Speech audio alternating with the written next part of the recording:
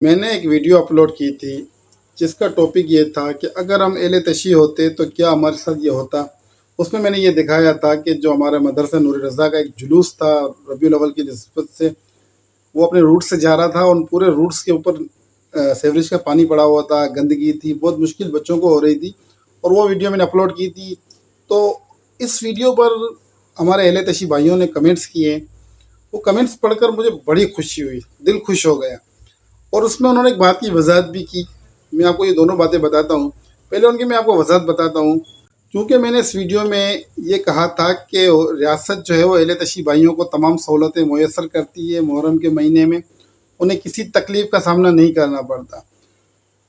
تو اہل تشیع بھائیوں نے اس بات کی تصحیح کی اور کمنٹس کر کے مجھے یہ بتایا۔ ان کا یہ کہنا تھا کہ بھائی ہمارا یہ ایک سلسلہ ہے، ایک طریقہ کار ہے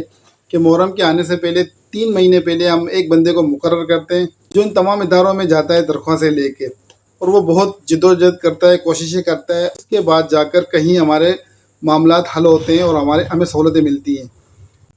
ان کا یہ کہنا تھا کہ خود بخود کچھ بھی نہیں ہوتا ہے، اور اس کے علاوہ یہ بھی انہوں نے کہا کہ بعض دفعہ ایسا بھی ہوتا ہے کہ ہمارے کام نہیں ہوتے، ہمارے کام پھنس جاتے ہیں،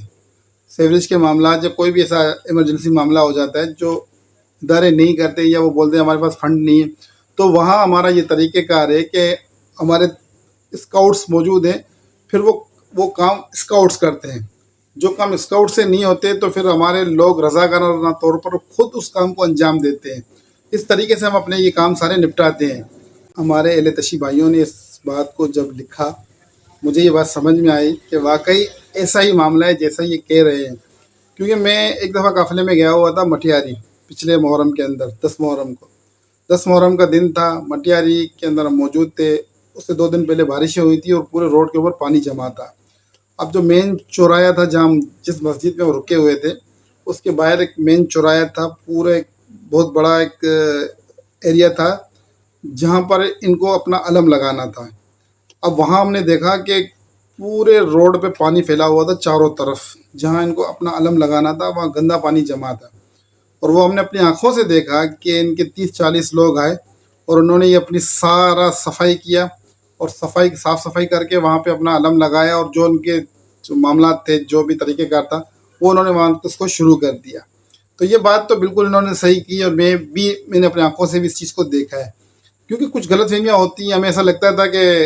اہل تشیع حضرات کو جو ہے وہ ریاست زیادہ ترجیح دیتی ہے اور ان کے زیادہ معاملات کو حل کرنے کی کوشش کرتی ہے، اور مجھے جس بات پہ خوشی ہوئی وہ یہ ہے کہ بہت سارے بھائیوں نے، اہل تشیع بھائیوں نے یہ کمنٹس لکھ کر کہا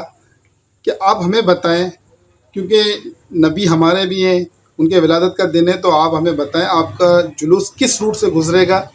ہم اس روٹ پہ صفائی کروا دیں گے، ہم آپ کے ساتھ کھڑے ہو جائیں گے۔ تو یہ سن کر مجھے تو بڑا اچھا لگا کہ یار کیسا بہترین جذبہ ہے ان لوگوں کے اندر، اور یہ انہوں نے کہا کہ بھئی وہ ہمارے بھی نبی ہیں، تو جشن ولادت میں ہم بھی آپ کے ساتھ شامل ہو جائیں گے۔ ہمیں تو بڑی خوشی ہوئی، اور اسی چیز کی ضرورت ہے ہمیں، اسی طریقے سے بھائی چارگی ہمارے اندر بڑھے گی، اور اسی طریقے سے شاید ہم ایک قوم بن جائیں۔ میں نے ضروری سمجھا اس ویڈیو کو بنانا، کیونکہ ایک اچھی چیز میرے سامنے آئی۔ جب ہم کسی چیز پر اعتراض کرتے ہیں تو جب اچھی چیز سامنے آتی ہے تو پھر ہمارا فرض بنتا ہے کہ ہم اس کو بھی پیش کریں۔ اگر آپ کو ویڈیو اچھی لگی ہو تو شیئر کر دیجیے گا۔ شکریہ۔